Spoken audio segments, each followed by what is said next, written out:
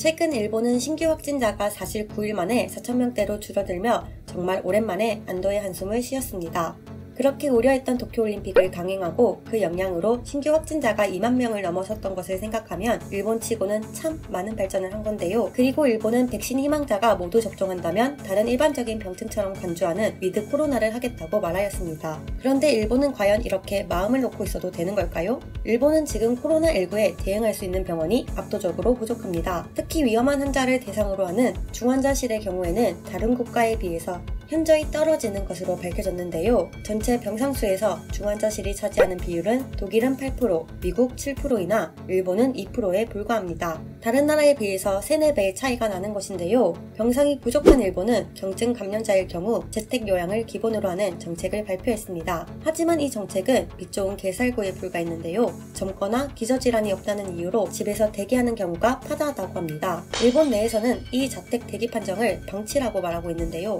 이런 방치를 당한 환자는 상태가 악화되어도 수용할 병실이 없어 집에서 낫기만을 기도해야 되는 상황인 것입니다. 일본의 이런 재택 요양자는 시간이 지날수록 점점 늘어만 가고 있는데요. 한 남성은 39.8도의 열이 있었지만 호흡곤란 등이 발생하지 않았다며 경증으로 분류되었습니다. 안타깝게도 이 남성은 3일 뒤에 사망하였는데요. 39.8도를 경증으로 본다면 일본 국민들은 사실상 대부분의 코로나 환자가 경증으로 분류된다고 볼 수 있습니다. 그리고 확진 판정을 받았던 임산부가 병상 부족으로 방치당한 채 집에서 출산을 하였지만 아기는 응급처치를 받지 못하였고 뒤늦게 병원으로 갔지만 숨진 사건도 있습니다. 이런 사건을 본다면 경증이라고 판정받고 방치당하는 순간 일본인 입장에선 사형 선고나 다름없을 것 같은데요. 이 사건의 기사를 본 일본 네티즌들은 스가 너도 코로나 걸리면 경증이겠지? 올림픽으로 대체 얻은 게 뭐냐? 내 친구도 경증으로 방치됐던데 연락해봐야겠다 등 현 정책을 비판했습니다. 게다가 최근 일본에는 N501S라는 새로운 변이 바이러스가 나타나 더 골 때리게 됐는데요. 이 바이러스는 델타 변이와 알파 변이의 유사한 구조의 변이가 더해진 것이 특징입니다. 그러니까 치료하기 더 어렵게 힘든 슈퍼 코로나인 것인데요. 도쿄의과 치과대학 측은 해당 환자는 해외여행 이력이 없었다며